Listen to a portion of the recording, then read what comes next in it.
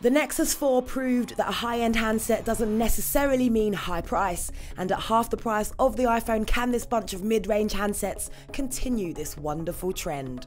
The S500 offers a standout design and a punchy 4.3-inch 720p screen that can beat the Nexus 4's sometimes washed-out display.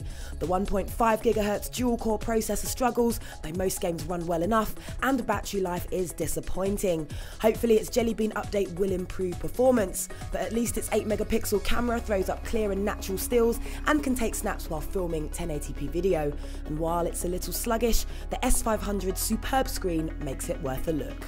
With its eye-catching design and colourful Windows Phone 8 tiles, the 8S looks good, but the low-res 800 by 480 pixel screen disappoints when browsing the web and images look faded. The 1 GHz dual-core processor is sluggish, but the 5-megapixel camera takes decent outdoor snaps and has the best battery life of the bunch. It may be a great Windows phone, but app addicts and gamers should look elsewhere. The Xperia J looks old-fashioned with a thick bezel and fairly chunky body, but you do get Sony's Bravia Screen Tech and Entertainment Network, a decent 4-inch 854 by 480 pixel screen, and Sony's useful small settings widget. Its 1 GHz processor is extremely slow, but luckily it's due a Jelly Bean update soon. Its autofocus is also a little flaky, and while it covers the basics well, it's hard to recommend next to well-spec'd rivals. The Nexus 4 offers a 1.5 GHz quad-core engine, an impressive 4.7-inch 1280 by 768 pixel screen, and an impressive vanilla Jelly Bean Android experience. The 8-megapixel camera takes detailed and bright snaps, but battery life is a letdown. The screen looks washed out and it lacks expandable storage.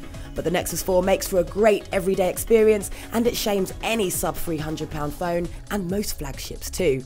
Despite the P1's extremely light form factor, its 1.5 GHz dual-core processor is fast. It isn't guaranteed a Jelly Bean update, but you can switch between Huawei's 3D custom Android skin or the faster stock 2D interface. And while the pen-tile display is bright, text can look fuzzy on its 4.3-inch 540 by 960 pixel screen.